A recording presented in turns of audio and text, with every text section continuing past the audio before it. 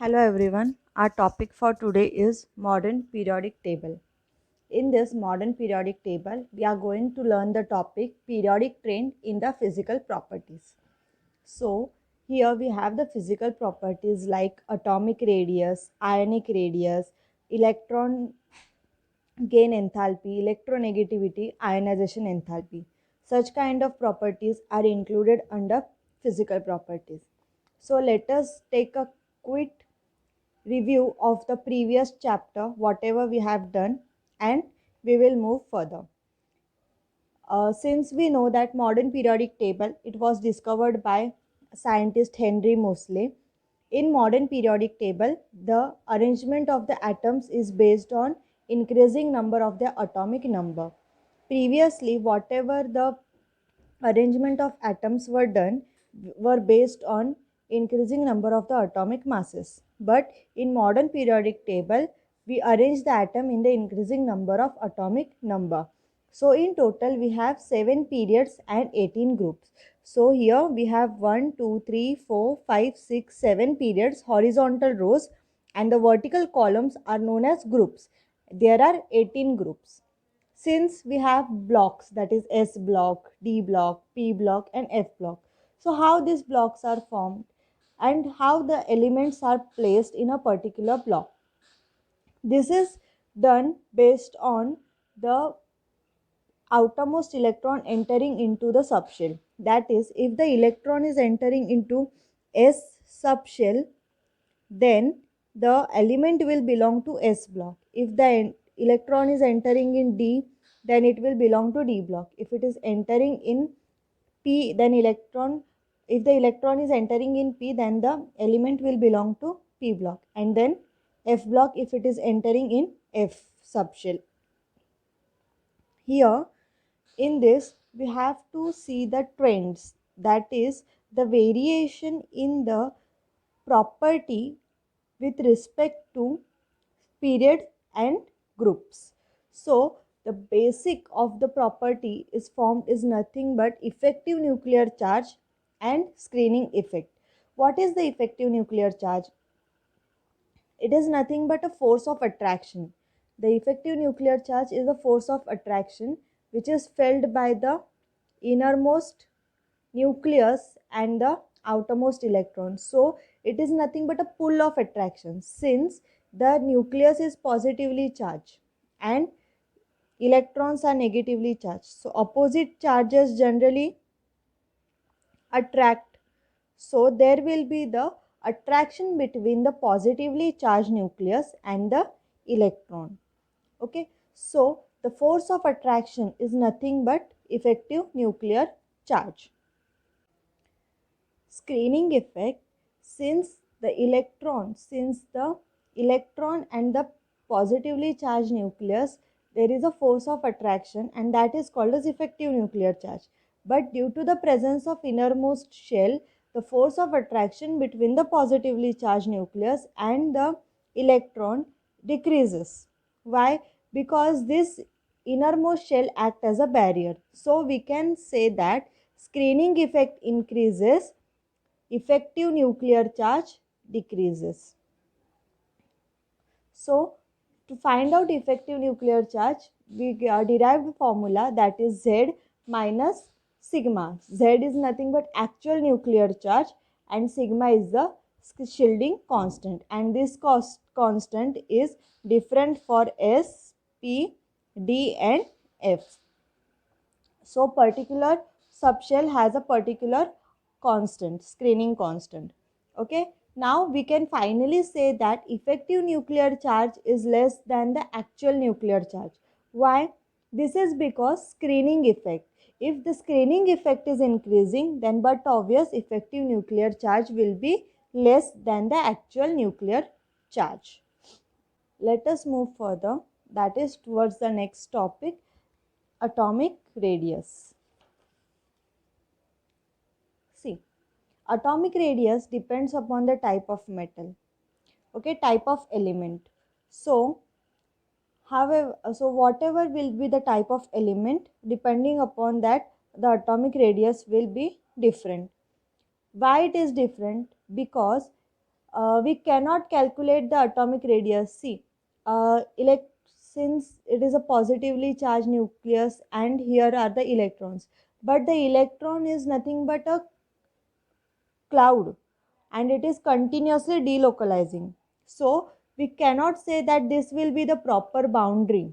And since we are not getting a proper boundary, we have to combine it with the another element, and from that we can determine the atomic radius.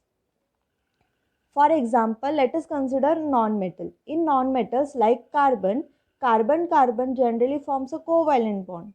So covalent bond is nothing but bond formed due to sharing of electron. So this is one carbon atom and this is another carbon atom. So this outermost 4 electrons will be shared among this both the carbon atoms, and these 4 electrons will revolve around both the nuclei.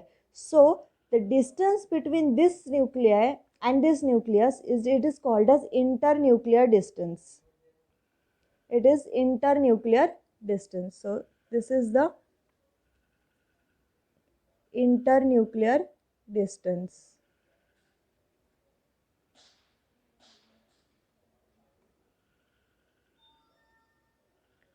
Okay, so internuclear distance is nothing but a bond length, that is 154 picometer for carbon. Thus atomic radius will be 77 picometer. Depending upon the atom, means if it is diamond, then it is 154 picometer. It will be different for carbon bond length will be different in graphite, it will different in fullerene. So depending upon the type of atom, it the bond length will change. Similarly, let us consider now chlorine. Chlorine has 7 electrons in their outermost orbit. So 7 electrons, generally 7 electrons, it will revolve around the nucleus. Okay, so one electron will be shared.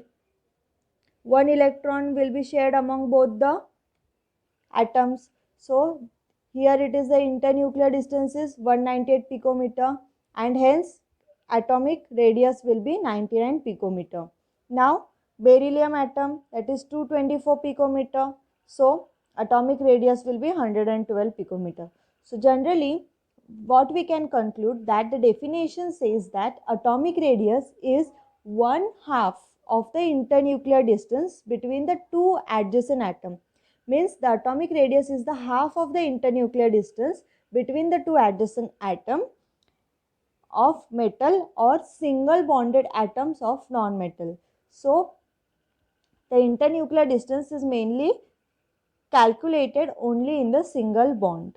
Okay, so the atomic radius is bond length upon 2, that is internuclear distance divided by 2.